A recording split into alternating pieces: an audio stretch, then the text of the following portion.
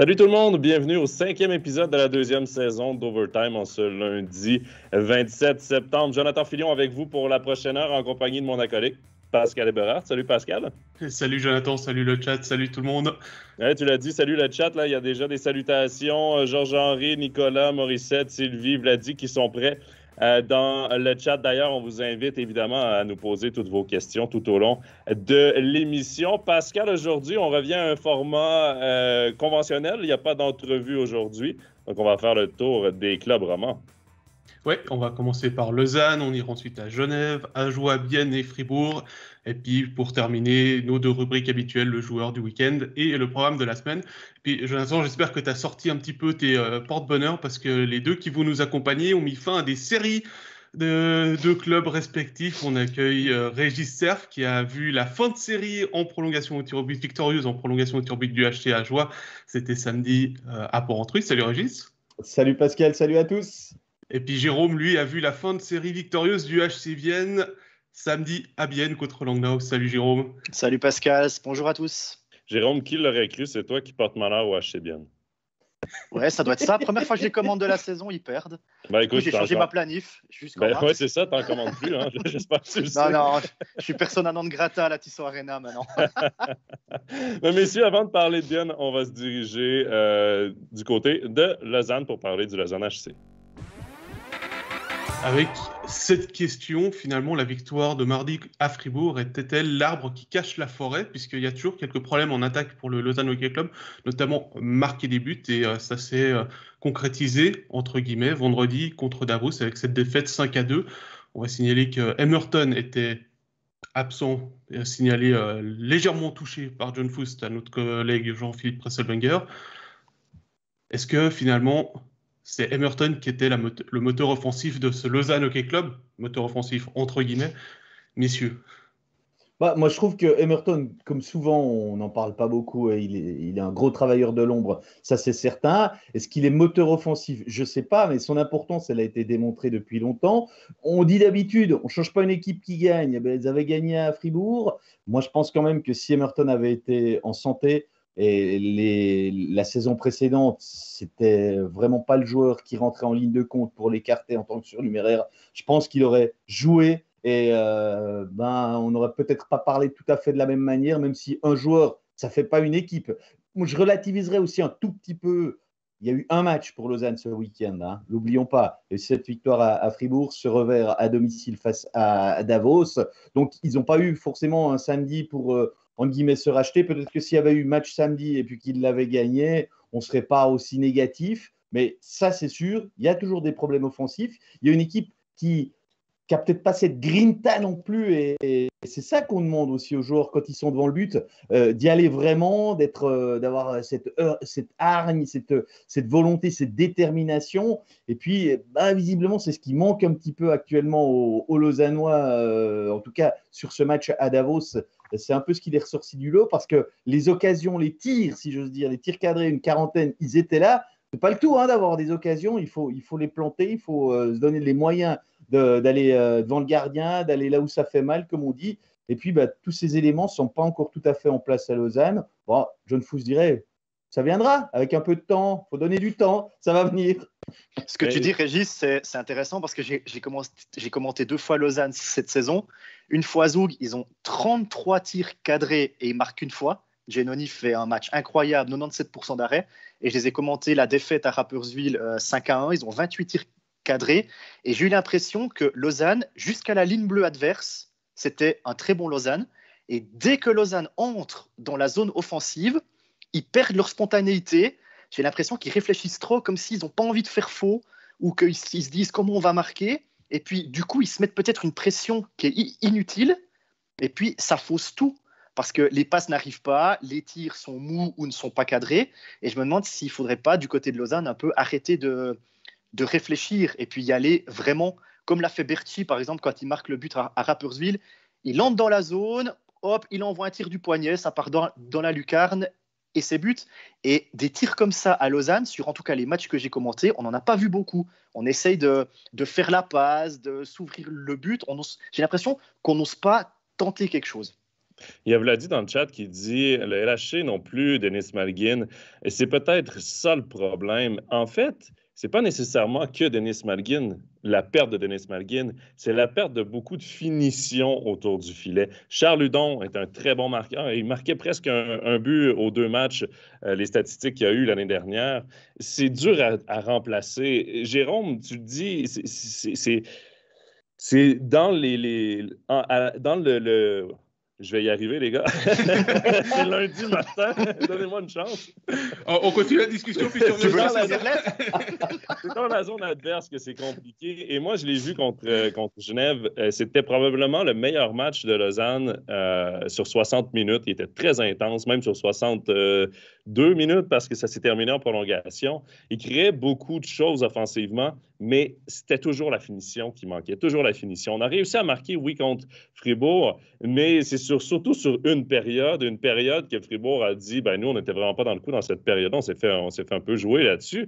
Mais il manque un petit quelque chose. Et j'aime bien ce que tu dis, Jérôme. Il va falloir revenir à la simplicité. Il va falloir arrêter d'essayer d'en faire trop. Le but parfait, il ne viendra jamais.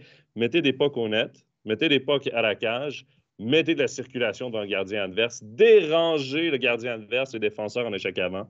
Et c'est comme ça qu'on va réussir à créer des buts. Et souvent, c'est une question de confiance. Mais c'est sûr et certain que sans Malgin, sans Hudon, Pascal, c'est pas la même équipe. Ouais, mais d'un autre côté, Hudon, on savait qu'il allait certainement partir. Malgin, c'était prendre aussi de son avenir au NHL. Donc, Lausanne avait eu le temps de préparer cette transition vers d'autres joueurs. Finalement, c'est peut-être une erreur de casting et peut-être une erreur de casting au niveau des nouveaux étrangers. Moins Sekatch qui a quand même déjà marqué, mais plus Phil Varon qui a l'air...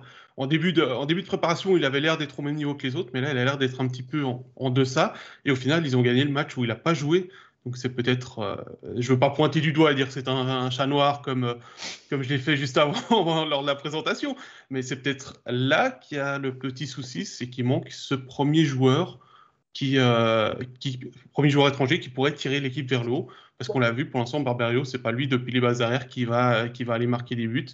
Martin Gernat, lui, il a déjà été un petit peu rattrapé par la loi de Stéphane Rochette. Ouais, mais moi je trouve aussi que on parle souvent Lausanne, on sait que c'est un club qui n'a pas beaucoup de patience et tout. Et on propose beaucoup de joueurs, on sait qu'à l'intersaison, il y a une bonne partie de l'équipe qui a été proposée dans d'autres clubs. Peut-être que ça aussi, ça pèse. Moi, j'entends dire ce week-end que non seulement Varon, on aimerait s'en séparer, ça je pense que ça ne surprendra pas grand monde, mais qu'il y a également Sekatch qui est sur cette charrette. Donc, on l'a proposé à d'autres clubs que si quelqu'un veut Sekatch, il peut l'avoir. Est-ce que ça aide l'équipe à avoir confiance, à aller vraiment, je vais envie de dire, l'esprit libéré, attaquer devant le but, driver le net, tout ça? Je ne suis pas sûr que ces joueurs-là, ils le vivent forcément très, très bien, le fait qu'on soit plutôt impatient dans le club. Et je crois qu'on en parle depuis une année minimum de tout ça. Hein. Il y a peut-être trop de pression sur les joueurs, du coup, parce que on sait que sur le papier, Lausanne a une très très belle équipe, surtout au niveau défensif. Les joueurs, ils le savent que les coéquipiers sont bons et puis que cette équipe, elle peut vraiment faire quelque chose et qu'on attend quelque chose du LHC. Et puis comme tu le dis, Régis, si en plus les joueurs ont la pression en sachant que s'ils sont pas très bons, on peut les échanger, ils peuvent partir à tout moment, mais peut-être que c'est une pression qui est peut-être mise inutilement sur les joueurs et peut-être que ça les paralyse, je sais pas. Point d'interrogation, mais ça peut. Varon, je pense que personne n'est surpris que le LHC soit déçu de lui. Je pense qu'un peu tout le monde est déçu du niveau qu'il amène. Moi, je suis surpris, par contre, d'entendre le nom de Sekatch parce qu'il amène une dimension physique qui est intéressante, protection de rondelle. C'est un gars qui est très fort.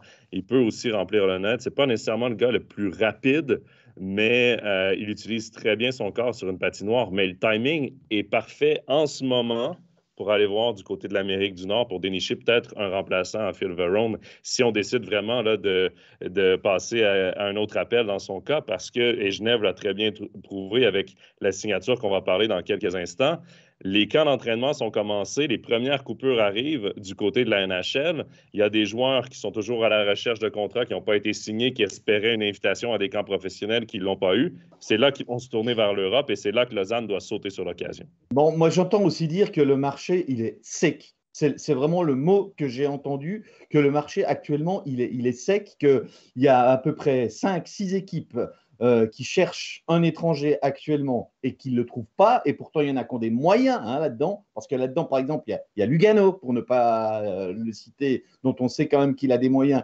supérieurs à d'autres équipes qu'en Suisse romande, mais le marché actuellement, il y a plein de joueurs qui hésitent, qui n'ont pas envie de revivre ce qu'ils ont vécu avec le Covid l'année passée, bloqués en Europe, pas pouvoir rentrer outre-Atlantique, et beaucoup préfèrent signer un contrat, même un two-way à 750 000 $, qui leur garantit, une fois qu'on a tout déduit, peut-être un salaire inférieur à ce qu'ils auraient en Suisse, mais au moins, ils savent qu'ils ne seront pas bloqués à l'autre bout, je n'ai pas envie de dire de la planète, mais sur un autre continent. Non, ce n'est pas tout à fait quand même comme ça, mais vous savez ce qui s'est passé, tout comme moi, depuis 1 année et demie, d'énormes restrictions de voyage, d'entrée au Canada, c'était l'enfer, jusqu'au mois de juillet, c'est encore compliqué. Et visiblement, la Suisse a un peu plus de peine à faire venir des joueurs, malgré les salaires qui sont pas mal, à cause de ça. Donc, c'est pas si évident de trouver des joueurs, et je pense que Lausanne le trouve pour l'instant pas, ce joueur-là. Mais est-ce que finalement, il ne faut pas tourner son regard plutôt vers la partie européenne du monde? Même des joueurs de NHL qui sont européens, qui sont entre deux, et aller chercher ces joueurs-là plutôt que de cibler des Nord-Américains? Actuellement, apparemment, les prix sont surfaits, si j'ose dire. Actuellement, ils savent, les joueurs, ils savent que ce marché est sec, donc ils font beaucoup monter les prix. Et visiblement, pour un joueur, j'ai envie de dire, pas exceptionnel, il faut déjà payer le prix fort, comme si c'était un joueur d'exception. C'est un peu ce que j'entends. Ouais, après, c'est au club aussi de bien vendre le truc parce que si, par exemple, les joueurs sont courtisés par des équipes canadiennes, le Canada a des restrictions beaucoup plus sévères que la Suisse, par exemple. Donc, peut-être que c'est d'essayer de jouer un peu là-dessus pour attirer des Nord-Américains, si on veut attirer des Nord-Américains. Mais le marché pourrait éventuellement bouger avec d'éventuelles coupures dans la NHL. Il y a déjà des équipes là, qui ont commencé leur première coupure, donc 2-3 joueurs. Habituellement, c'est les plus jeunes qui sont coupés en premier, donc ils retournent à leur club junior ou en AHL directement. Mais quand ce sera des vétérans qui seront coupés, peut-être qu'eux pourraient devenir des atouts intéressants, des joueurs qui avaient des essais. Et d'ailleurs, j'en profite pour faire le changement de club. On va aller tout de suite parler de Genève Servette. Et on va ouvrir avec la question de Thierry qui nous demande qu'est-ce qu'on pense du nouvel étranger du Genève Servette. Jérôme, Sami Vatanen qui a signé, qui est déjà arrivé à Genève puisqu'ils ont fait une publication sur les réseaux sociaux pour l'accueillir à l'aéroport et qui pourra être aligné dès ce week-end. Jérôme, qu'est-ce que tu en penses? Écoute, sur le papier, en tout cas, quand on regarde sa fiche, c'est plutôt très intéressant pour Genève. Il a encore joué 39 matchs de NHL la saison passée. Il est en NHL depuis 2012. Il a plus de 500 matchs, dont 226 points. Il a participé aux Jeux Olympiques en 2014. En plus, c'est un défenseur droitier.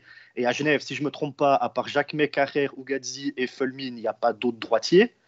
Donc, ça peut être un joueur très intéressant qui peut donner des possibilités, surtout sur le jeu de puissance. 30 ans, donc il a l'expérience. Et puis, je pense que si on met Vatanen avec Tom Ernest comme paire défensive, ça peut être plus que très intéressant pour Genève Servette.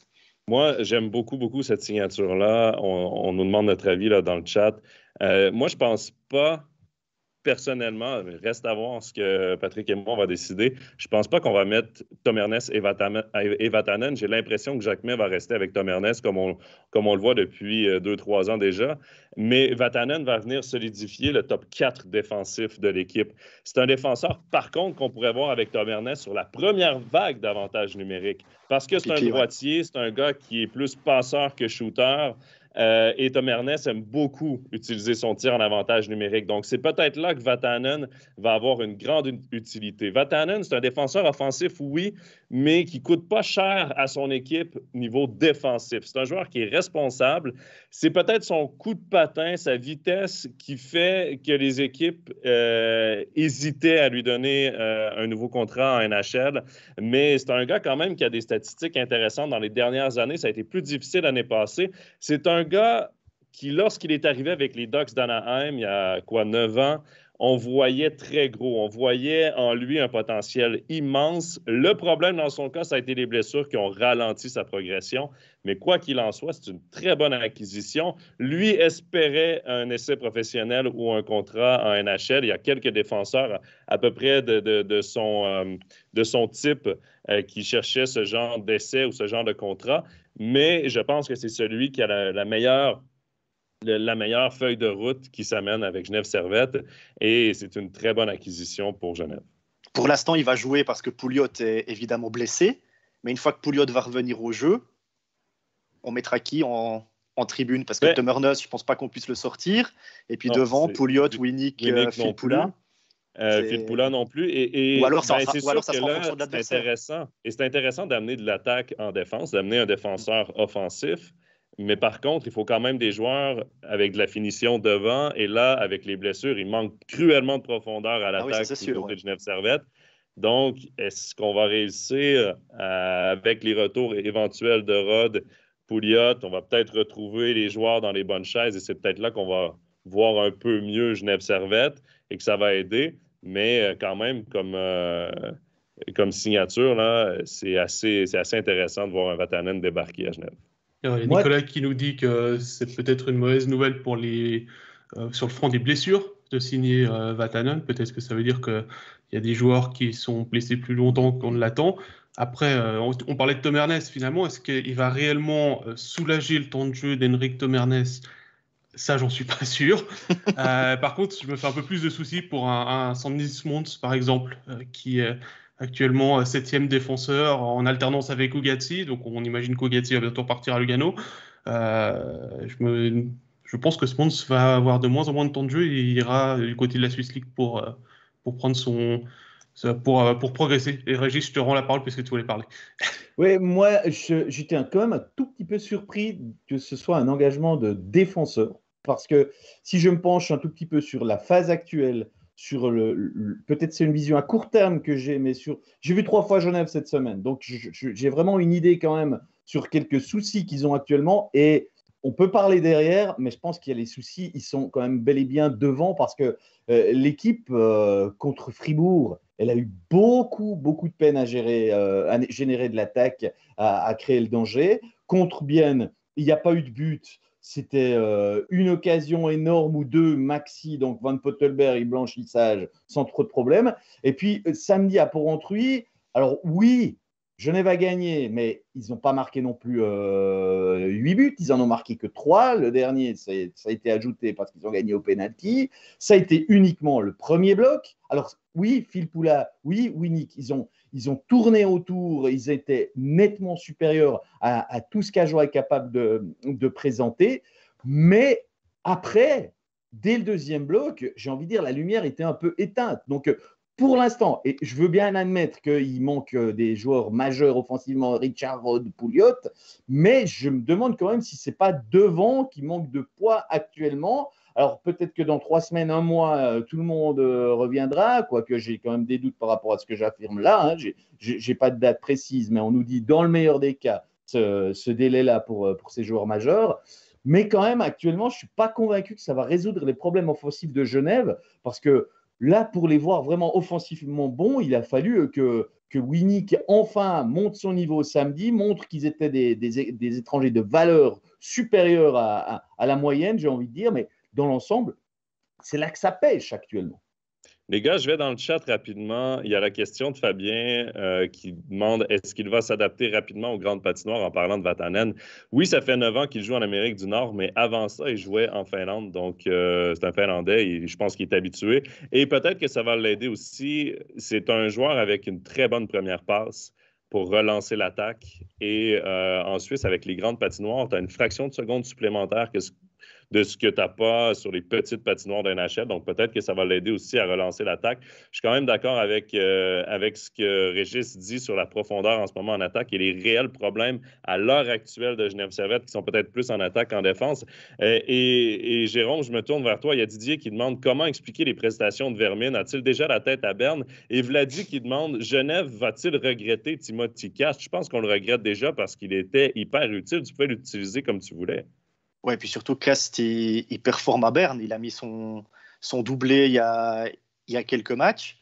Alors voilà, et après il est peut-être dans une équipe aussi à Berne qui arrive à le mettre en valeur, il a peut-être aussi un petit peu de chance, mais en tout cas il était là devant le but pour pousser 2 fois le puck au bon endroit pour lui. Et puis pour Vermin, bah, c'est compliqué, c'est peut-être un début de saison sans, il n'a peut-être pas la confiance non plus, on ne sait pas ce qui se passe non plus dans le privé pour ces joueurs. Des fois, voilà, on a un début de saison qui n'est pas forcément le meilleur. On se souvient de Marcini aussi, je crois, l'année passée à Zug en début de saison, qui n'était pas super. Et puis, on a vu la fin de saison qu'il a fait. Donc, voilà, il y a des hauts et il y a des bas. Et puis, on verra si ces joueurs vont rebondir. Aussi, il faut le dire pour Vermin, moi, je l'ai vu quand j'ai commenté le match à Langnau. C'était la première semaine d'activité. Je pense que c'était le 2e match de Genève. Et j'aimais beaucoup le trio Rod, Filppula et Vermin. Je trouvais que les 3 étaient très agressifs, patinaient bien, se complétaient bien. Et depuis la blessure de Rod, j'ai l'impression que Vermin, moi, je ne l'ai plus revu du tout. Et donc, peut-être que c'est le fait d'avoir changé, d'avoir perdu un acolyte, d'être enlevé de Filppula qui le met dans une situation délicate et qui fait qu'il se retrouve peut-être un peu moins aussi avec ses compagnons de trio. Bon, après, on connaît l'importance de Noah Rod. Hein. Ouais, c'est ce que j'allais dire. Rod, équation du problème, nous parlait Régis tout à l'heure aussi. Hein. On sait que c'est un attaquant qui peut créer du jeu physique, mais qui sait aussi marquer des buts, faire des bonnes passes, mettre en valeur ses coéquipiers. C'est pas pour rien qu'à l'époque où il a prolongé son contrat aussi, pour le caresser dans le sens du poil, il a été nommé capitaine, mais parce qu'on voyait à Genève un potentiel de leader, un gros potentiel de leader pour Noah Rod. Puis dans le chat, Nicolas nous dit c'est ça, on fait remarque, pas remplacé du tout, il faut que le groupe se trouve, certainement pour justement aller marquer ces fameux buts qui manquent actuellement où Genève s'arrête. Ouais. Non, mais tout n'est pas si négatif non plus. Filppula, très honnêtement, cette semaine, à part à Bienne, il est passé plutôt inaperçu, mais il a fait 2 très bons matchs sur le week-end. Donc oui, il ne sera jamais au marque. On n'a pas été engagé pour jouer comme au marque. Mais il ne faut surtout pas réduire ce joueur à quelqu'un qui ne répond pas aux attentes. Il est bon, il est un vrai leader sur la glace. En tout cas, le vestiaire, ça, j'en sais rien. Mais sur la glace, il l'est. Et il est très bien là. Moi, je trouve magnifique. C'est un transfert pleinement réussi pour un gars qui revient à 37 ans en Europe. Et beaucoup doutaient. Ouais, a-t-il la motivation et tout? Est-il capable d'être solidaire? A-t-il besoin de 2 mois pour être compétitif? Eh bien, il nous a tous coulé le bec à ce niveau-là. Bah, je ne pense pas qu'il a besoin de 2 mois pour être compétitif, parce que j'ai regardé un petit peu sa moyenne de temps de jeu sur les 2 matchs du week-end. Il est à environ 25 minutes de temps de jeu. Bon, c'est très genevois, ça. Hein. Contre Fribourg, ils ont joué tout le dernier tiers à 3 lignes, par exemple. Mais en même temps, il faut que tu utilises les trios qui donnent de l'attaque. Et en ce moment, il y a tellement des trous partout dans l'effectif en attaque que tu es obligé de couper ton banc et utiliser tes meilleurs éléments. Mais ça revient un peu, et le commentaire de Nicolas, ça revient un peu à ce qu'on a dit au début avec Lausanne. C'est difficile de remplacer des gars aussi importants que Malguin et Hudon pouvaient l'être l'année passée. C'est sûr et certain que ça va être difficile de remplacer Omar Keffer. Et Pouliot, malheureusement, n'a pas pu prouver qu'il pouvait le faire par sa blessure, pourra le faire éventuellement dans la saison. Filppula, moi, je pense qu'il amène une dimension tout autre qu'Omar, mais c'est certain que les patins intégrants à chausser pour ces 2 joueurs-là, ils feront pas mal du tout. C'est peut-être fair. Moi, je pense qu'on minimise peut-être l'apport qu'il avait. Pour moi, l'apport était peut-être moins grand en termes de points qu'Omar, mais peut-être plus grand sur tout l'ensemble du jeu qu'un Linus Omar. Eric Fehr était très important à cette équipe-là aussi, amenait beaucoup de caractère, amenait beaucoup de jeu physique, amenait, oui, des débordements parfois, là, mais il y a des joueurs qui sont capables de le faire pour le remplacer. Ça, il n'y a pas de doute. Là. Pour finir avec Genève, j'ai envie de remonter un petit peu dans le chat et prendre une question de Gaëtan qui est un petit peu provocatrice aussi. Hein. On parle souvent d'argent qui circule à Lausanne, mais Vatanen, c'est certainement quelqu'un qui vaut cher. Finalement, avec les prolongations de Miranda, de Carrère, de Lecoultre, est-ce que Genève ne serait pas le vrai plus gros budget roman de National League? Ah, le silence, hein, personne. Non, mais C'est rien. après, pour voir aussi Sami Vatanen, pour le dire, là, je pense qu'il a toujours les yeux rivés sur la NHL. Je pense qu'il vient ici pour se relancer en quelque sorte. Il sait que c'est un championnat qui est regardé en Amérique du Nord par son niveau. Donc, pour lui, c'est une belle occasion d'avoir un rôle offensif, d'avoir un rôle important dans une équipe. Certainement qu'il demande un gros salaire. Après, comment on le paye? Est-ce qu'on a de l'argent d'assurance de Tanner Richard, par exemple? Est-ce qu'on a de l'argent ici et là qui nous permet de payer une partie du salaire? Difficile à dire, mais certainement, Genève a mis la main dans sa poche pour l'amener. Bon, après, s'il se compare à Vermin Richard, notamment, qui avait dit qu'il revenait en Suisse pour repartir en NHL rapidement, bah, c'est un petit peu une voie de garage. À la différence que Sami Vatanen a 9 ans d'expérience en NHL, que son nom est fait, il est connu. Je pense qu'il a simplement besoin de se prouver.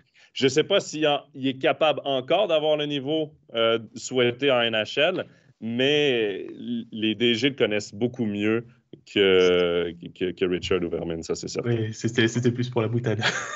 Bon, ben, on n'a pas répondu à la question, hein, à part ça, mais on n'a pas les, On n'a pas le les nez chiffres. dans les, on n'a pas le nez dans les livres des comptes. Après, c'est vrai, on sait à Genève, il y a la fondation qui est derrière. Elle délie les cordons de la bourse, elle ne les délie pas, elle fait un petit peu à sa guise. Je pense qu'il y a un moment donné où on vient lui montrer ce qu'on a sur la glace, les manques, et ils sont capables de donner une rallonge, ce que d'autres clubs ne pourraient pas faire, probablement. Je pense que c'est une bonne réponse. Voilà mon sentiment. Ouais. Voilà. Qu'est-ce que tu dis, Pascal? J'ai pas compris. Je dis que je pense que tu as été, en tout cas, le bon début de réponse. On va dire ça comme ça, plutôt qu'une bonne réponse. On va la garder. Messieurs, on va terminer cela sur Genève et on va se diriger du côté du HC Ajoie. Ouais, un HC Ajoie qu'on attendait de voir progresser au fil des matchs. On espérait une victoire dans les 10 premiers matchs environ. Ils nous ont rajouté une deuxième victoire en prolongation, puis une défaite au tir au but contre Genève. Finalement, ils ont fait 3 points sur le week-end. Ils ont déjà 6 points au classement. C'est plus peut-être que ce qu'on attendait. Et en plus, ils l'ont fait contre le gros favori du championnat à sa propre succession et le finaliste. Finalement, est-ce que ça ne va pas mieux avec 2 étrangers sur la glace pour le HC Ajoie en configuration Swiss League? Le provocateur. Ça, c'est de la vraie provocation. Bon, moi, amitié à Jérôme Leduc et Guillaume Asselin. Voilà, non, mais moi j'ai déjà donné quelques éléments de réponse à certaines personnes. Je pense que le groupe actuel, avec seulement quelques renforts supplémentaires qui ne sont pas des joueurs majeurs, qui sont Roman Engi, Rohrbach ou Bogdanov, je ne crois pas que j'en oublie, mais j'en oublie peut-être un ou deux, peu importe, ce pas des joueurs majeurs qui sont actuellement alignés parce qu'il n'y a pas le choix, parce qu'il y a des blessés et tout, mais au moins ils se connaissent, ils ont un passé, ce sont des joueurs qui ont vraiment du vécu dans la victoire, parce qu'ils ont été promus, mais aussi parfois, et je pense qu'il y a eu aussi des turbulences par le passé aussi, il n'y a pas eu que des moments où ils se regardaient en disant super, on gagne, on est les meilleurs, mais il y a eu aussi des moments où il a fallu compter un petit peu sur d'autres ressources, et ils se connaissent bien, ils savent un peu comment va réagir le coéquipier. Et je pense que ça a probablement, en tout cas contre Ambry, sur la première victoire d'il y a une semaine, ça les a aidés à puiser là-dedans quelques repères, voilà, quelques repères que l'équipe se devait de se trouver. Et ça a donné aussi un petit peu plus de confiance. Mais maintenant, à terme, bien évidemment que ça ne peut pas continuer comme ça, tout le monde en est conscient et il n'y a aucun doute, ils ne peuvent pas poursuivre à 2 étrangers alors qu'il y a des équipes qui en ont 5 de l'autre côté, sans parler du talent en plus qu'elles ont. Donc il va falloir que ces nouveaux reviennent, qu'ils prennent leur vraie place parce que sur les premières rencontres, eh bien, j'ai trouvé que Gauthier Leduc, Jérôme de son prénom, n'a pas été… Il se cherchait, voilà, il se cherchait. Il y a un gros potentiel chez ce joueur, j'en suis persuadé, mais il n'est encore pas vraiment intégré dans ce collectif qui a tellement bien fonctionné et c'est un pion qui peut être tellement important pour faire le saut à plus long terme vers la National League. Il est vraiment important. Le cas Asselin, il est un petit peu à part. Il a commencé la préparation avec des soucis d'adducteur Il a des problèmes de blessure depuis le début. Donc, je pense qu'on n'a encore pas vu le vrai Guillaume Asselin et il a besoin de temps pour se soigner, revenir. Et parce que là, il s'est fait une très mauvaise publicité en jouant blessé, en étant que le quart du joueur qui pouvait être à Sierre et même à Genève la saison passée. Donc, donnons-lui du temps et c'est un cas tout à fait à part. Mais celui de Leduc, je me réjouis qu'il revienne en santé puis qu'on lui fasse une vraie place parce que je pense que ça peut être une des très bonnes surprises de ce championnat. Oui, exactement. Excuse-moi, Jérôme, pour revenir à Leduc, là, il a un très bon talent, il a un très beau potentiel, mais il faut mettre aussi en évidence que dans les matchs de préparation, il a seulement affronté 2 fois des clubs de National League et il est rentré directement dans le championnat. Donc, l'adaptation pour un nouveau joueur comme ça, qui a joué dans plusieurs équipes, dans plusieurs ligues, d'arriver à Joie, d'avoir le rôle de quart arrière, de défenseur numéro 1, dans un système de jeu qui est sûrement différent de ce qu'il a joué par le passé dans d'autres équipes. Je pense qu'il faut simplement être patient parce qu'on a vu des bons flashs de lui. Je pense que c'est simplement une question là, d'être un peu plus constant puis d'apprivoiser aussi la National League. Jérôme? Oui, Pascal demandait si Ajoie jouait mieux à 2 étrangers ou à 4. J'ai commenté le HC Ajoie à Zurich et 7 jours plus tard, je les ai commentés à Zug. Alors, au-delà du résultat et du score, moi, j'ai trouvé qu'en 7 jours, le HC Ajoie s'était habitué encore un peu plus à la National League. Les sorties de zone sont plus rapides, les joueurs prennent des décisions plus vite, les passes sont aussi plus précises. On voit, en tout cas moi, en 7 jours, j'ai vu une évolution de ce HCA, mais des 4 blocs. Les décisions en défense, elles se font aussi plus rapidement. Contre Zurich, par exemple, souvent, le défenseur d'Ajoie avait 3-4 mètres d'avance sur l'attaquant et il allait vers le puck en patinant derrière son but un peu tranquillement. Et tout à coup, le Zurichois était là et il était surpris. Contre Zug, je n'ai pas vu ça. Même si le défenseur jurassien avait 4-5 mètres d'avance sur l'attaquant de Zug, il allait à fond vers le puck. Dès qu'il prenait le puck, c'était on levait la tête, on savait où le donner. La prise d'information se faisait aussi beaucoup plus rapidement. On tournait la tête avant d'avoir le puck. Donc comme ça, dès qu'on a le puck sur la palette, on sait où on peut trouver un coéquipier. Et je trouve que de là, seulement en une semaine, le HCA a fait un grand pas en avant. Et s'il y a cette amélioration comme ça de semaine en semaine, le HCA peut peut-être devenir une surprise. Ouais, les habitudes de Swiss League qui commencent à changer pour devenir des habitudes de National League. Et il y a une chose aussi qui s'est passée ce week-end, messieurs. Jonathan Hazen a marqué. Philippe Michael DeVos a marqué. Et mine de rien, ces 2 joueurs-là, ce sont 2 joueurs d'instinct. Ce sont 2 joueurs de confiance. Ce sont 2 joueurs, je pense, qui étaient tannés de se faire un peu pointer du doigt, là, qui en avaient un peu marre. Et là, tu enlèves cette pression-là du fameux premier but. Parce que quand tu regardes dans les statistiques, si je ne me trompe pas, là, les deux ont quoi, 5 points ou 6 points en 7 matchs? Là? C'est niveau personnel, niveau seulement si on prend que les points, c'est vraiment loin d'être risible pour des nouveaux étrangers dans une équipe néo-promue. Je veux dire, c'est quand même pas si mal. Et là, en plus, on a marqué les premiers buts. Régis, c'est des joueurs de confiance. Tu les connais depuis longtemps à jouer. Je pense que ça va leur faire le plus grand bien du monde. Oui, j'étais même d'ailleurs très surpris que Phil DeVos, à l'interview d'après-match, relativise complètement le but qu'il a inscrit. Parce que moi, je me suis dit, ça va lui enlever beaucoup de poids sur les épaules. Finalement, pas. Quelque part, il prouve ce que je pense de lui, c'est-à-dire qu'il est tout aussi content de servir un caviar à un coéquipier qui fait trembler les filets que de marquer lui-même. Donc, il a eu la réponse de groupe qu'on pouvait peut-être attendre de lui. Donc, oui, alors ça a enlevé un poids, mais plus à Jonathan Hazen, parce que lui-même est un buteur et je le sentais tellement frustré lors des premières rencontres que on sent la pression qui augmente quand c'est comme ça. On sent que le joueur, c'est pas l'entraîneur qui lui dit pourquoi tu as raté ce goal, pourquoi tu as tiré sur le poteau, mais que c'est le joueur qui se la met lui-même. Et là, lors du match contre Genève, il n'a pas marqué, il en a raté quelques-unes, mais il n'avait plus cette attitude du gars frustré qui, quand il rate, tape la creuse par terre, revient au banc en frappant la bande. Enfin, c'était plus tout à fait le même gars.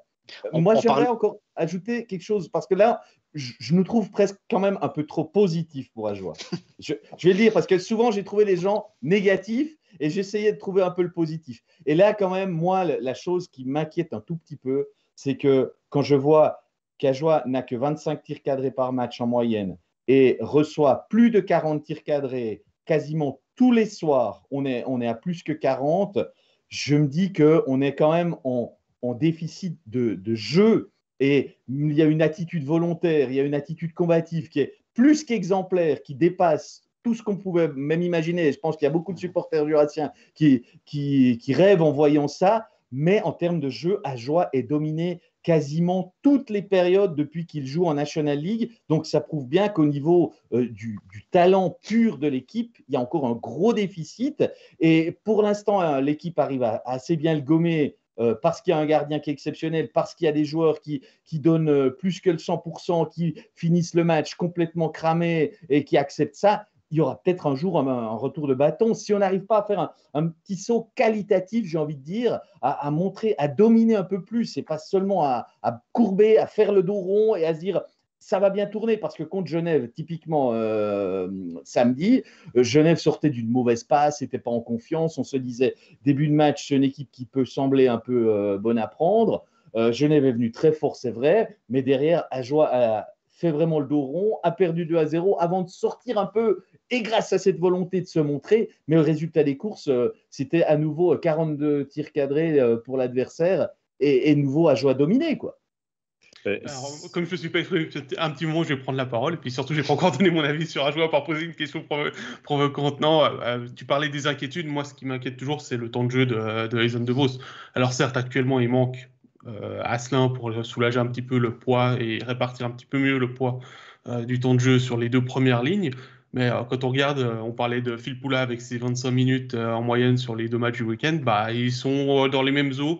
Mais ça, depuis le début de la saison, avec parfois beaucoup trop d'utilisation. Et je pense que là, il y a une attitude de Swiss League à perdre, d'autant plus qu'on peut s'appuyer sur un Thibaut Frossard qui, pour l'instant, il transforme pratiquement tout ce qui touche en or. Donc, je pense qu'il faut aussi penser à les soulager, à ménager la monture, hein, s'ils veulent aller loin.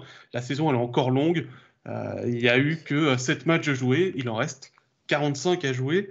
Et 45 fois 25 minutes de temps de jeu, ça va faire beaucoup pour eux, surtout avec le niveau de la National League et le rythme de la National League qui est plus élevé que celui de la Swiss League.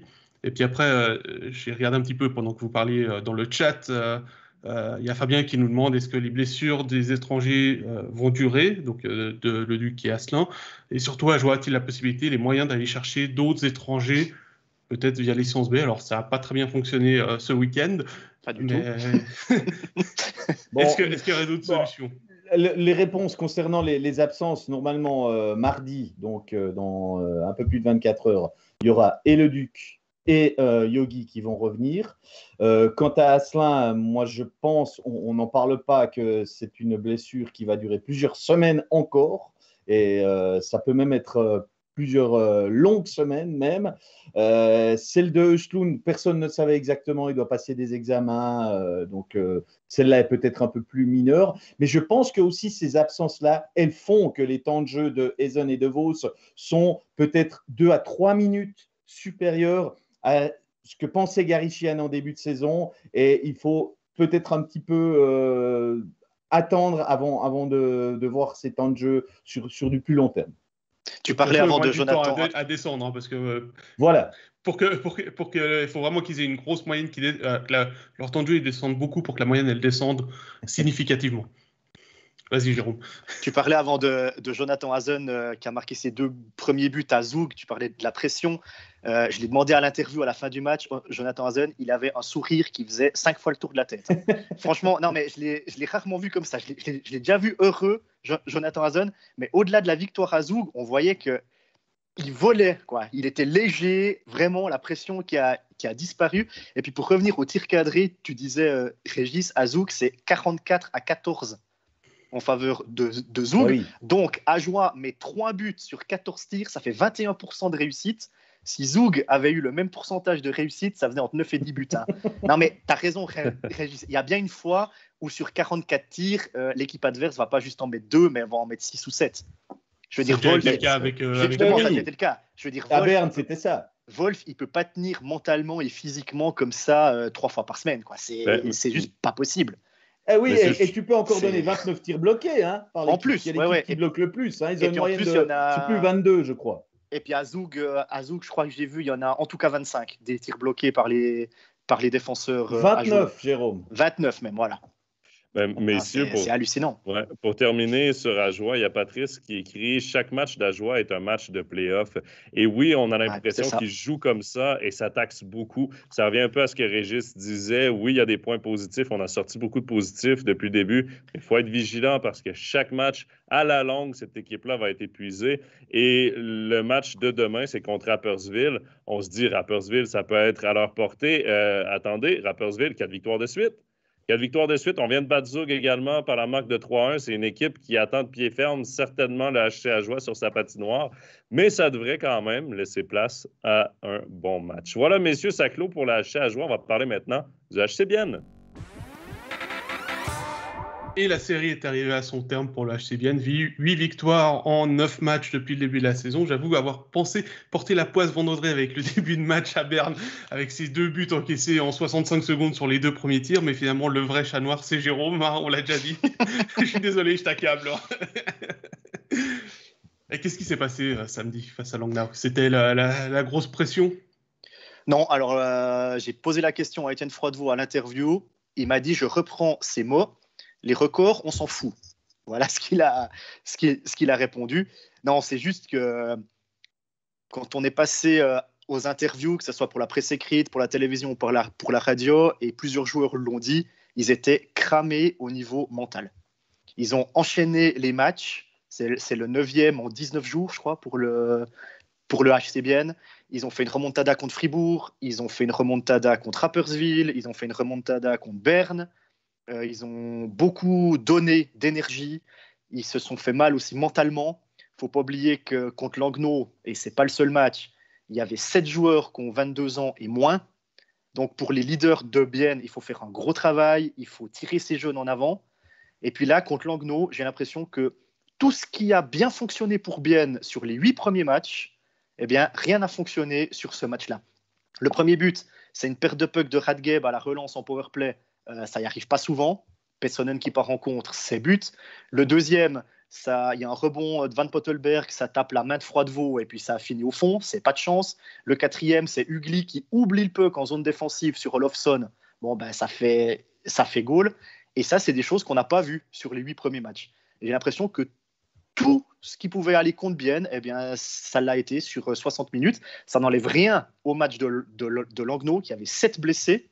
Il y a encore Schilt qui est venu mettre du monde. Voilà, s'ajouter à la liste. Il y a Schilt, il y a Leger, il y a Saarela, le nouvel étranger, il y a Pounenovs. Robert Mayer a été incroyable dans les buts pour son premier match de la saison. Donc voilà. Et puis du côté de Bienne, j'avais aussi l'impression qu'on se disait que cette première défaite, elle va bien arriver un jour. Et puis voilà, elle est arrivée à domicile. Et le public, je peux vous dire, il n'en a pas voulu aux supporters. Hein. Il a chanté jusqu'à la fin. Ils ont fait la hola. C'est un peu aussi pour remercier pour le début de saison. Voilà, Bienne est toujours premier, puisque Zug a aussi fait un faux pas. Et voilà, c'est comme ça. Et puis Bienne va repartir de l'avant dès demain en Brie, je pense. Oui, quand on t'écoute, en fait, tu es en train de nous dire que la loi de Stéphane Rochette, elle existe réellement, malgré ce qu'il nous a dit la dernière fois dans Backcheck. Non, mais ils n'allaient pas faire 52 matchs sans perdre, quand même. Non, mais moi, c'est moi qui serai à Ambry demain, Jérôme. Donc, c'est pour ça que je t'écoute attentivement aussi. Si tu me dis qu'ils étaient un peu cramés mentalement, est-ce qu'ils auront vraiment toute cette niaque dans la tête pour le match à Ambry? On peut quand même se poser ces questions. Évidemment. Mais après, voilà. en première période. Tu disais ce que Froidevaux te disait, Grossman me l'a aussi dit à Berne. Hein, c'est-à-dire que finalement, je lui ai posé la question vous êtes à 8 victoires, est-ce que vous pensez au record de Genesat? Non. Ouais. Voilà, et puis ce qu'il faut aussi dire, c'est qu'ils ont 4 powerplays en première période, bien. À la 9e minute, il y a Kunsley qui manque la cage vide. Franchement, je pense qu'il n'a jamais raté la cage vide comme ça dans sa carrière. À la 12e minute, il y a un poteau aussi de Bienne. Et 30 secondes plus tard, il y a Pessonen qui couvre le score. Donc ça aurait pu faire 2-0 pour Bienne. Et puis ce match, il le gagnait. Mais voilà, il n'y a rien qu'à tourner. Franchement, rien à tourner. Les gars, si les joueurs n'en avaient rien à faire du record et n'y pensaient pas, Nicolas, par contre, dans le chat, il écrit « Ouf, le GSHC reste avec le record. » Les partisans, c'est vrai, eux, par contre, ils pensaient. On reste dans le chat, messieurs. Hugo qui dit « Olofsson est juste impressionnant depuis le début de la saison et ses tirs, ça part chaque fois en lucarne et c'est puissant. » C'est vrai que c'est assez impressionnant jusqu'ici, mais j'ai l'impression que toute l'équipe de Langnau, c'est pas la même équipe que l'année passée. C'est une équipe avec beaucoup plus de caractère. On l'a vu avec la remontée contre Davos. On les a vus là remporter le match contre Bienne. Ils ont un quatuor d'étrangers. Sarella était absent, là, mais ils ont un quatuor d'étrangers qui est dominant, qui est très fort. Parce qu'Alexandre Grenier, il ne faut pas non plus le passer sous silence. Il a 10 points depuis le début de la saison. Il est dans le top 5, je pense, des pointeurs de la Ligue. Pesonen, on le connaissait depuis longtemps, et Olofsson. Quel début de saison, Régis. C'est l'histoire à Langnau, c'est son début de saison. Non, mais je crois qu'à Langnau, ils ont été très bons dans la gestion. Ils ont vécu une saison dernière qu'ils savaient compliquer, qu'ils avaient des gros soucis d'argent. Ils n'ont pas fait de dépenses inutiles, ou en tout cas, ils ont préféré garder de l'argent plutôt que se dire on handicape notre saison prochaine qui sera plus importante avec du public. Donc, je pense qu'ils ont été très bons dans la gestion. Ils ont gardé cet argent. Ils ont acheté des étrangers. Franchement, c'est des top étrangers. Hein. Il n'y en a pas un qui n'est pas un bon étranger où on se dit, ouais, bon, dans une autre équipe, il serait le 5e ou le 6e. C'est tous des super étrangers. Après, il y a des joueurs suisses, visiblement. Moi, je n'ai pas encore vu Langnau sur la glace, donc je ne suis pas très bien placé. Mais il faut quand même un peu les entourer, parce que s'ils avaient des joueurs suisses qui étaient à la rue, si la défense notamment, qu'il n'y a pas de défenseur étranger, hein, ça il faut quand même le préciser, qui ne s'est pas vraiment renforcé, qui a même perdu Glauser, cette défense, elle a quand même tenu la route. Puis maintenant, il y a Mayer. On a vu l'importance aussi du gardien quand Pounenov s'est blessé. Donc, ils ont colmaté une brèche qui s'était créée. On a vu que tout de suite, la blessure de Pounenov, derrière, ça ne suivait plus du tout. Il y a eu des défaites et même beaucoup de buts encaissés. Maintenant, ils ont trouvé Mayer. Ils ont Pounenov, qui est, en tout cas, il était apte pour un match. Il ne sera pas blessé longtemps. Donc, ils ont colmater cette brèche-là. En défense, ça tient. Il y a des étrangers. Donc, finalement, il suffit d'avoir des Suisses corrects qui font le travail à côté. Et puis, on arrive à une équipe de Langnau qui est plus du tout. Alors, autant l'année passée, je trouvais que Langnau ressemblait à une équipe de Swiss League, où je me disais, une équipe de Swiss League comme Ajoie, comme Cloton ferait aussi bien le travail. Et je demeure persuadé de ce que je dis. Autant là, on a une formation qui est capable de briguer une place dans les 10, en tout cas, qui est très dangereuse, quoi. Ouais, tu parles des Suisses, Régis. Tu parlais des Suisses, Régis. Il y a Flavio Schmutz qui joue avec Olofsson et Grenier. Franchement, ils se royaument. Hein. C'est les trois ensemble, ça tourne à une vitesse folle. Diem, Berger, il y a Petrini, il y a Sturny. Franchement, ils ont fait un match superbe aussi du côté de la Tissot Arena. Et puis, ils ont joué qu'à 6 défenseurs. Hein. Et à un moment donné, on se disait, est-ce que Langnau va tenir physiquement dans le 3e tiers, parce que Bienne mettait quand même la pression, parce que Bienne n'a pas fait un mauvais match, il faut quand même le dire. C'était pas un grand Bienne, mais c'était un Bienne tout à fait potable, on va dire ça comme ça, qui a vraiment mis la pression. Et à 6 défenseurs, ils ont tenu le coup, Langnau. Pour revenir sur les gardiens, tu parlais de Pounenov blessé, il faut aussi rappeler que Zaeta et Stettler, les 2 gardiens qui étaient prévus pour seconder, entre guillemets, Pounenov, sont blessés. Et pour Zaeta, c'est même pour Stettler, c'est même une fin de saison, puisqu'il a dû se repérer des genoux et il en a pour 6 mois minimum. Et puis, il y a Patrice qui nous dit à l'interview Mayer, donc à l'interview avec nos collègues alémaniques, Mayer avait l'air assez ému de retrouver du temps de jeu. Je pense qu'il n'a pas vécu un été des plus faciles. Puis pour revenir sur Olofsson, je le trouve encore meilleur que moi ce que j'avais vu quand il jouait à Färjestad, où il avait tendance à mettre 50% de ses buts dans la cage vide. Donc voilà, autant le signaler. Autant le mettre avec un gardien, le but. Voilà. Et puis il y a Fabrice qui nous dit Langnau et Bienne, ce sont les opposés. Comme ça, on reparle un petit peu de Bienne. Langnau mise sur les étrangers, Bienne qui mise sur les joueurs suisses. C'est vrai qu'avec un Damien Brunner qui a été assez incroyable sur cette série de 8 victoires, Bienne actuellement est peut-être la meilleure équipe au niveau joueur suisse de notre National League. Attention quand même. Pas réduire les étrangers à un rôle de faire valoir. Non, parce que Rayala, quand même. Voilà, il a plutôt bien commencé. Après, il fait du Rayala. Il a une période plus compliquée. Je pense qu'il reviendra un peu plus tard. Mais les 2 défenseurs étrangers, là, Yakovenko, non seulement il ne fait pas beaucoup d'erreurs, mais en plus, il apporte offensivement comme je n'aurais pas imaginé. Ouais. Leuve, il est quand même solide. Donc, cette équipe biennoise, elle est plus que des joueurs suisses très intéressants. Elle est plutôt très complète, même. Tu parlais des 2 défenseurs, excuse-moi Joe. Leuve, c'est celui qui amène le premier but viennois à Berne. En voyant que Radgeb, le tir est légèrement dévié, mais ça arrive direct sur la palette de Radgeb alors que personne n'a vu Radgate plonger à part Löw, et puis c'est Yakovenko qui donne la victoire en prolongation d'un super tir, même si là aussi il est touché, mais il a vu Triche aurait rien pu faire, dévier ou pas dévier, ça finissait au fond. Messieurs, je prends un dernier commentaire sur le HCBN. C'est Fabien qui dit 8 victoires de suite. Il y a certainement aussi l'effet de début de saison où les matchs sont souvent encore très ouverts au premier tour avant de voir les premiers ajustements des adversaires. Quoi qu'il en soit, le HCBN a utilisé ces 8 premiers matchs pour aller chercher des victoires et pas n'importe comment parce qu'il y a eu des retours de l'arrière. Et ça montre beaucoup de caractère de cette équipe. Une équipe qui semble quand même soudée. Oui, là, c'était beaucoup de matchs en peu de jours. Là. Avec Zug, c'est les deux équipes qui ont joué le plus de matchs depuis le début de la saison. Donc, c'est sûr qu'il y a l'effet aussi, les 2 matchs en 2 soirs à chaque week-end et tout, ça devient un peu pesant. Bon, c'est sûr que c'est un début de saison quand même. Là. Les gars sont en forme, mais reste que mentalement, physiquement, c'est quand même un début de saison taxant pour eux. Mais ils ont réussi à aller chercher ces points-là. C'est en banque jusqu'à la toute fin de la saison. Ça les place premiers là, ils sont en bonne position. Et ce qui sera important, j'ai envie de terminer avec ça, ce qui sera important de voir, c'est la façon dont ils vont répondre demain à Ambry, Régis. Ça va être toi qui va commenter ce match-là. Mais c'est vraiment là que ce sera intéressant de voir Bienne se situe où. Il ne faut pas enchaîner les séquences de défaites après des séquences de victoires pareilles. Il faut tout de suite rebondir. Une chose est sûre, ils seront toujours premiers demain.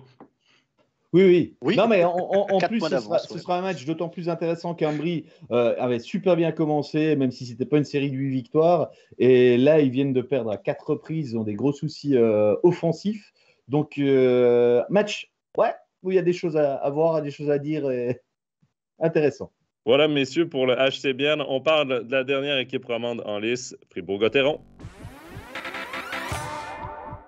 Fribourg qui a réussi le week-end parfait avec la victoire contre Genève 3-1 et surtout ce très beau succès 1-0 face à Zurich. Dubé qui a voulu secouer ses joueurs avec des déclarations choc dans la presse et notamment à notre micro.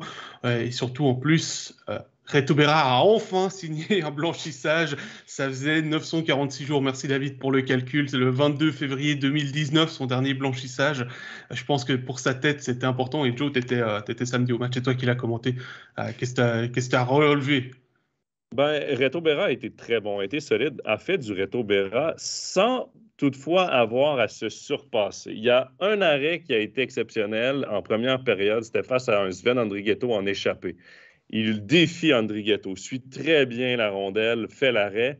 Ça a été probablement son plus gros arrêt du match parce que par la suite, devant lui, Fribourg, la défense de Fribourg a été parfaite. Les attaquants mettaient de la pression. Il n'y a rien qui venait du centre de la patinoire. Souvent, c'était des tirs en angle. C'était des tirs qui venaient de la ligne bleue, de loin, avec pas trop de circulation devant lui. Ce qui fait que ça a beaucoup aidé et facilité le travail de Reto Berra. Donc, je dirais oui, blanchissage à Reto Berra, mais blanchissage à toute l'équipe de Fribourg-Gotteron. Ça a été un 1-0. Parfois, dans le hockey, tu vas avoir des 1-0 les plus ennuyants possibles. Parfois, tu vas avoir des 6-0 ennuyants comme pas possible. Ça, c'était un 1-0 hyper intéressant, hyper excitant. Ça a été un bon match des deux équipes. Les deux équipes ont très bien joué. Les deux équipes ont tenté d'installer leur système de jeu. Finalement, c'est Fribourg qui en est sorti vainqueur parce qu'ils ont été supérieurs à leur adversaire. Mais ça a été un match jusqu'à la toute fin où j'étais, moi, debout à ma place de commentateur, où j'avais chaud, j'avais hâte de voir ce qui allait se passer. C'était hyper intéressant. C'était un magnifique match, probablement, les gars. Je ne sais pas pour vous, mais le meilleur de Fribourg-Gotteron cette année.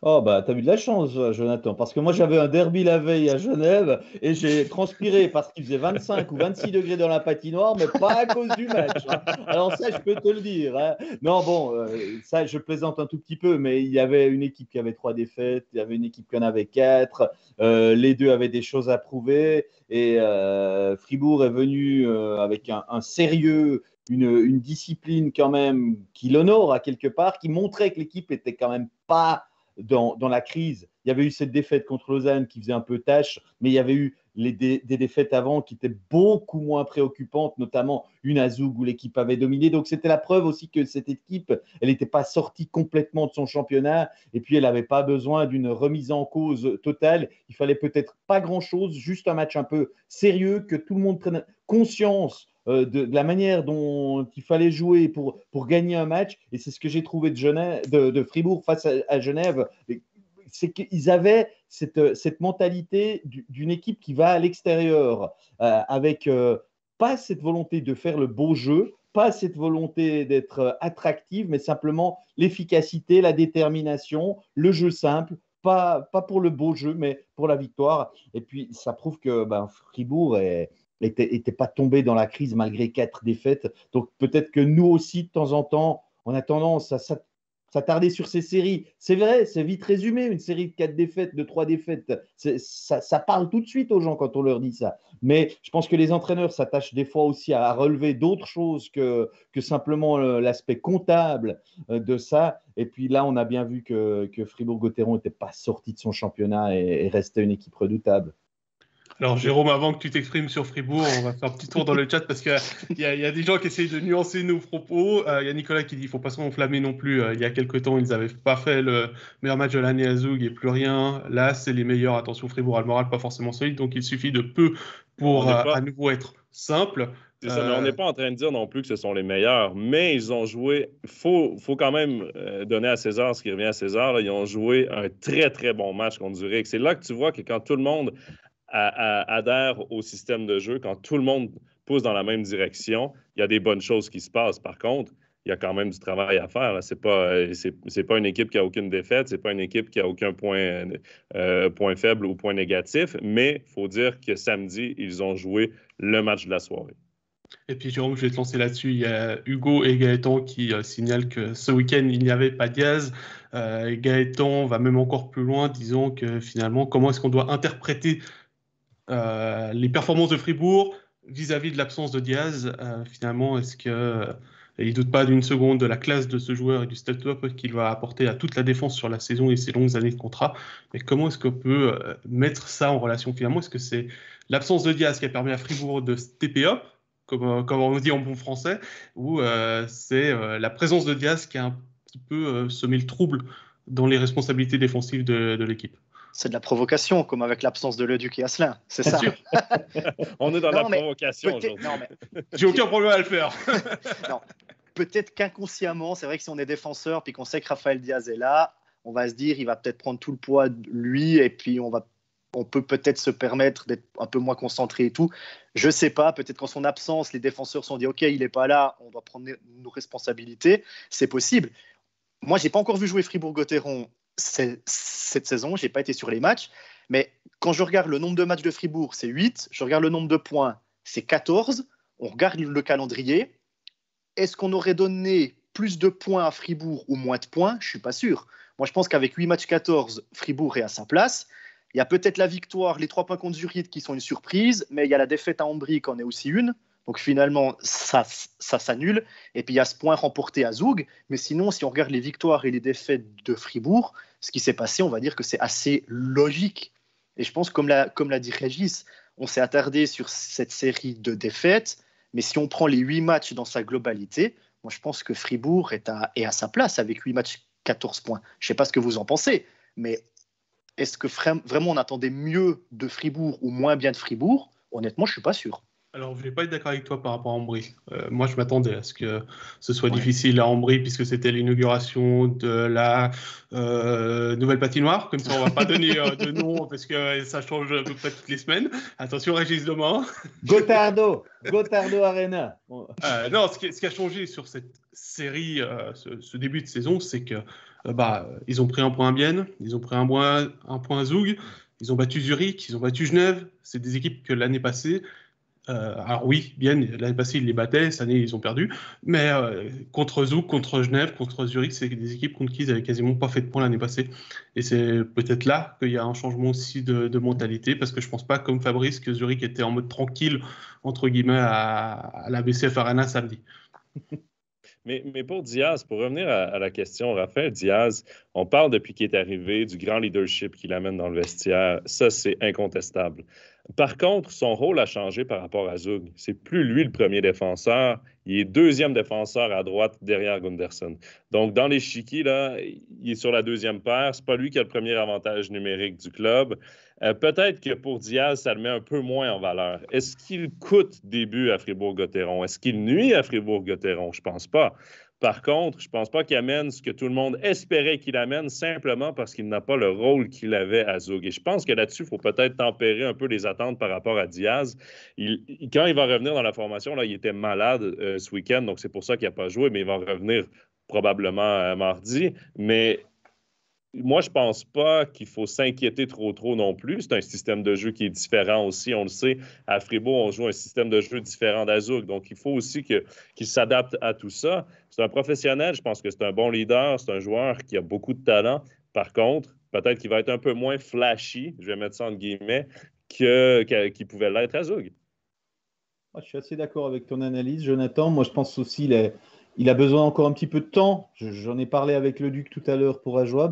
Peut-être qu'avec Diaz, c'est aussi un peu le même cas de figure. C'est des joueurs qui doivent vraiment trouver leur place, même s'il a toute cette expérience, qu'il a ce charisme, il a tous les arguments pour lui, mais peut-être que une équipe, c'est un puzzle et que le puzzle, pour qu'il fonctionne parfaitement, il faut encore un petit peu du temps. Je pense que s'il était absent pendant 6 semaines, pour donner un chiffre d'une assez longue absence, là, ça se ressentirait peut-être sur les résultats fribourgeois sur du plus long terme, sur un week-end. On prend un peu les responsabilités, on se dit, il n'est pas là, moi je dois colmater cette brèche. On commence par une excellente prestation défensive à Genève. Du coup, on a trouvé aussi une méthode pour gagner, pour jouer face à un des gros favoris qui est Zurich. Et puis, l'équipe, même sans Diaz l'année passée, on va dire qu'au niveau défensif, il y a Diaz en plus, il y a Dufner, mais on n'a pas une grande différence. Donc, ils savent comment gagner. Ils ont fait une bonne saison. Ils n'ont pas terminé sur le podium par hasard. Donc, oui, cette équipe, elle a des qualités, même si de temps en temps, elle doit faire sans Diaz. Mais à terme, il doit être là pour qu'elle se bonifie. Je pense qu'il va amener sur le long terme et sur la saison, puisque il aura la responsabilité de la deuxième unité de powerplay déjà, donc c'est là où il va aussi pouvoir amener défensivement. Il faut aussi qu'il trouve ses repères, tu le disais Régis, il faut qu'il s'adapte au nouveau système, et puis faut pas oublier non plus, mais c'est le cas de tous les joueurs qui changent de club, il faut s'adapter au nouveau cadre de vie, et quand on a passé quasiment 35 ans à Zug et qu'on débarque à Fribourg, c'est pas la même chose. Je ne sais pas où est-ce qu'il habite, s'il habite en Saint-Gilles dans la partie alémanique ou s'il habite dans la partie francophone. Il y a la nouvelle école pour les enfants, il y a prendre les nouveaux repères pour les amis, la femme, tout ça. Donc c'est clair que c'est quelque chose qu'il ne faut pas oublier et c'est valable pour tous les joueurs qui changent de club. Il y a toujours ce temps d'adaptation. On parle toujours du temps d'adaptation sur la glace, mais il ne faut pas oublier le côté privé. Messieurs, pour terminer sur Fribourg-Gotteron, là, on vient de parler beaucoup d'un joueur qui n'était pas en uniforme. On va parler de joueurs qui ont joué, par contre, pour terminer. Le premier trio, celui d'Ernest, Motet et Brodin, a été exceptionnel contre Zurich. Je pense que ces trois joueurs-là ont chacun leur utilité sur ce trio-là et se complètent très bien. Et ça a paru... Non, Brodin n'est peut-être pas celui qui va noircir le plus souvent la feuille de pointage. C'est seulement 2 points cette saison, mais il a quand même toute son utilité. Et c'est la combinaison Brodin et Motet qui ont mené au but d'Ernest. Grâce à leur échec avant. Et pour moi, j'ai été agréablement impressionné par ce premier trio qui, je trouve, est un premier trio complet. Je trouve qu'on amène la créativité de Desharnais avec le talent pur de Motet pour marquer des buts et les responsabilités. Daniel Brodin, mine de rien, est un joueur qui joue dans les deux sens de la patinoire, qui est très responsable. Et je pense que c'est un beau premier trio pour Fribourg-Gotteron. Disons que forcément, il est comparé à Stolberg parce que c'est lui qui était à cette place l'année passée. C'est pas du tout le même type de joueur, tu l'as dit. Il travaille dans les deux sens de la patinoire. C'est un joueur qui sait jouer physique, qui va aller faire des espaces, qui va protéger aussi ces deux petits qui sont à côté de lui, parce que c'est pas très haut non plus. Petit mais costaud. Petit mais costaud. Les deux sont solides, ils savent bien tenir sur leurs pattes, mais voilà, il y a un joueur impressionnant qui est beaucoup plus impliqué dans le jeu physique que ne l'était Stolberg. Pourtant, ils ont à peu près le même gabarit, mais Stolberg était plus sur le jeu et Brodin est plus sur tous les à côté aussi. Et je pense que les points, ils vont venir au final pour Brodin. S'il reste avec Motet et Dernay, forcément, il va avoir des passes. De temps en temps, c'est lui qui va avoir la canne au bon endroit. Il faut aussi lui laisser du temps. N'oublions pas qu'il revient d'une commotion cérébrale qui l'a privé quasiment de jeu depuis le mois de décembre. Donc c'est clair que pour l'instant, c'est clair que c'est frustrant. Je le comprends pour les supporters de se dire ouais mais bon, on avait Stolberg l'année passée, marqué des buts, on a Brody, il n'en marque pas. Mais c'est aussi quelque chose sur lequel il faudra qu'on s'habitue avec l'augmentation du nombre d'étrangers. C'est qu'on ne pourra pas avoir 5 David Dernay, Gareth Rowe dans une équipe. On aura aussi ces travailleurs. Et Brodin, même s'il obtient des points, il ne faut pas non plus s'attendre à un gars d'un point par match. Et dans le chat, il y a Fabrice qui dit premier trio qui jouait contre premier trio de Zurich. Gros match du trio fribourgeois. On affrontait quand même un premier bloc là, qui est assez impressionnant. Gareth Rowe avec André Ghetto. Juste ces deux joueurs-là, c'est assez intimidant de les affronter, mais ils ont très, très bien fait, autant mission défensive que mission offensive. Ils ont vraiment dominé parce qu'on ne les a pas vraiment vus. J'ai nommé Rowe et Andrichetto parce qu'ils transportent souvent la rondelle, mais ils n'ont pas créé beaucoup d'opportunités. Et celui qui complétait là, ce trio, c'était Chris Baltisberger, évidemment. Lui, on le voyait surtout devant la cage, hein, il aime déranger. C'est sa position. Voilà, Brodin. Messieurs. C'est comme Brodin, exactement. Ouais, exactement. Voilà. Messieurs, ça clôt pour Fribourg-Gotteron. Maintenant, on va passer aux joueurs du week-end. Pascal? Oui, non, mais j'attendais que Michael veuille bien nous montrer l'image. Hein. Je pense qu'il attendait que tu l'annonces. Oui, voilà, on va avoir le visuel. Sans surprise, j'ai envie de dire, puisque ça a été une décision unanime, Tim Wolf, j'ai noté ces nombres d'arrêts, il faut juste que je retrouve où c'est sur ma feuille. 79 arrêts, 84 tirs reçus, 94,05% d'arrêts face à Zug et face à Genève Servette. On aurait pu mettre Eison ou DeVos, par exemple, pour les féliciter de leur premier but en National League. Mais je pense que la clé réellement de ce week-end pour Ajoie, elle se trouve devant le but. Messieurs. Ouais, le match à Zug, on va faire dans l'ordre des matchs. Le match à Zug, il réalise 42 arrêts, mais il y a une dizaine de big saves, quoi. Honnêtement, il fait 2-3 arrêts, déplacement gauche-droite, droite-gauche, il va au bout avec le bout de la jambière, il n'y a quasiment pas de rebond devant lui, parce qu'on sait que Zug, ils mettent la pression dans le slot. Donc, il y a un puck qui traîne, il finit au fond, il n'a pas relâché de puck. Et puis, mentalement, il se fait fusiller 44 fois, il ne lâche pas. Et c'est peut-être là où il a été très, très fort. Moi, pourquoi j'ai aussi soutenu cette volonté de mettre Wolf joueur de la semaine, c'est que c'est beau de réaliser un match de fou. Je pense que tous les gardiens qui sont en National League aujourd'hui sont capables de temps en temps d'une performance comme ça. Mais n'oubliez pas qu'il ne devait pas jouer, c'était Östlund qui devait jouer, c'est le matin à l'entraînement qui s'est blessé, et que le lendemain, il n'avait pas le choix, il devait rentrer, dormir, faire un décrassage, et puis départ pour un match contre Genève où il y avait encore 3 points, on va dire, qui étaient possibles. Donc, il a su remettre ça. Contre Genève, il a encaissé 2 buts assez rapidement, il ne peut pas grand-chose. Mais derrière, il a assuré. Il a de nouveau 40 tirs cadrés, 37 arrêts. Donc, il a à nouveau sorti son match. Donc, non seulement il a fait un gros week-end, mais il a surtout enchaîné de super performances en 24 heures. Et ça, chapeau bas, parce que pour moi, ça, c'est la preuve que Tim Wolf, oui, c'est un gardien de National League. Certains en ont douté avant ce début de championnat. J'ai été toujours le premier à défendre le fait que ce joueur, c'était plus le même qu'il y a 4 ans. Je profite pour le remettre sur le tapis. Oui, Tim Wolf, c'est pas celui qui était à Ambry, qui était à Rapperswil, qui était à Zurich. Il y a une autre vie pour lui. Et maintenant, c'est un gardien accompli qui a sa place en National League. Et je ne doute pas un instant qu'il fasse une excellente saison. Et comme quoi, il ne faut pas simplement se fier aux statistiques parce que c'est certain que ce week-end, Berra, avec son blanchissage, avec sa moyenne de buts alloués, sont plus impressionnantes que Tim Wolf. Mais Tim Wolf, depuis le début de la saison, garde souvent son équipe dans le match et c'est lui qui donne espoir au HC Ajoie avec des performances convaincantes soir après soir. Évidemment, il y a des soirées plus difficiles, mais ce week-end, vraiment, a tenu le fort. Il y a Fabrice qui demande, puisqu'on est sur Tim Wolf, est-ce qu'il y a une coïncidence que des gardiens qui jouent en Swiss League et qui passent en National League brillent la première saison? Et il donne l'exemple de Tchatcho qui avait brillé lors de la montée de Langnau. C'est à creuser. Hein. J'y avais pas encore songé à cette question-là. Moi, je pense quand même qu'il y a des très bons gardiens en Swiss League parfois, hein, et que certains ne demandent qu'à exploser à l'étage en dessus. Et puis, quand ils sont bien dans leur tête, il n'y a pas de raison qu'ils ne soient pas aussi bons en National League. Écoutez, si vous avez des super matchs en Swiss League, en face, c'est quand même toujours des gars qui ont un peu qu'une canne dans les mains et leurs tirs, ils ne vont pas 25% plus vite, leurs feintes, elles ne sont pas 25% plus rapides à l'étage en dessus, même si on peut bien dire qu'il y a une différence entre les deux ligues. Moi, je pense que si un gardien est capable, dans la tête, d'être prêt à endurer un peu plus, ben, il peut aussi être très bon.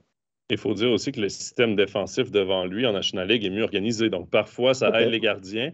Et il y a 26 postes de gardiens au total en National League. Là, 26 parce qu'on est rendu à 13 équipes. Sinon, c'était 24 avant. C'est peu de postes, donc peu d'appelés, peu d'élus plutôt pour le nombre d'appelés. Donc, parfois, tu as des gardiens qui, par la force des choses, se retrouvent en Swiss League, mais qui pourraient quand même avoir un potentiel de National League.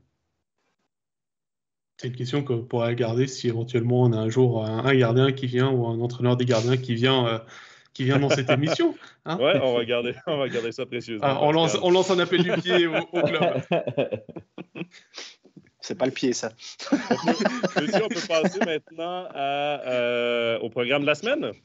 Oui, alors voici, comme vous l'avez pris l'habitude, hein, les studios qu'on a cette semaine. Alors, petite subtilité demain, puisque en raison de problèmes techniques qui s'avèrent beaucoup plus compliqués à résoudre qu'on s'y attendait, on peut pas vous montrer les 6 matchs sur cette chaîne et que tout le monde, sur le total de 7 chaînes, hein, le chiffre, et que tout le monde y ait accès via d'autres providers que sont Sky ou Swisscom.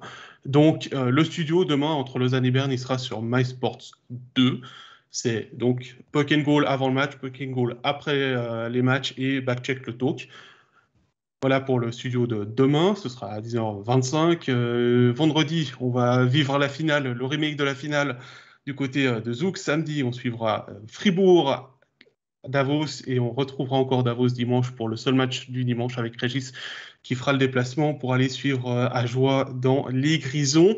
Bien évidemment, toutes les autres rencontres seront disponibles sur MySports Pro. Demain, ce sera sur MySports One, vous aurez Zurich Davos, tout simplement parce que c'est le studio des Alémaniques. Et vous avez désormais l'habitude, hein, Backcheck le talk, vous pourrez le retrouver également en diffusion simultanée sur Facebook et sur YouTube dès que l'émission a commencé. Oui, et à partir de cette semaine, on va aussi retrouver Backcheck le talk sur nos différentes plateformes audio. Spotify, Apple Podcast et SoundCloud, en plus de retrouver Overtime, évidemment. Ce qui vous permet d'écouter dans les transports publics également nos émissions ou dans votre voiture si vous branchez votre téléphone. Voilà, on est au terme de cette émission. Bien évidemment, vous pourrez retrouver la rediffusion vidéo dans quelques instants sur Facebook et dans l'après-midi sur YouTube, en plus de la rediffusion audio sur les plateformes déjà mentionnées par Jonathan. N'oubliez pas de vous abonner, bien évidemment, pour ne pas louper ce genre d'émissions qui vous plaisent. Et puis, on va remercier bien évidemment Régis. Merci à toi, Pascal. Jérôme, merci à toi aussi. C'était un plaisir. Et puis, on vous remercie, vous également, dans le chat. Vous avez été nombreux. Il y a eu de nombreux commentaires. On n'a pas pu répondre à tout le monde. Mais ça, vous savez que malheureusement, sinon, on y passerait 3 heures. Et puis, un grand merci aussi à Michael qui réalise cette émission. Merci à toi, Joe. On se retrouve, nous, la semaine prochaine. Très bonne semaine. À lundi. Bye bye. Bye bye. Bon après-midi. Bye bye.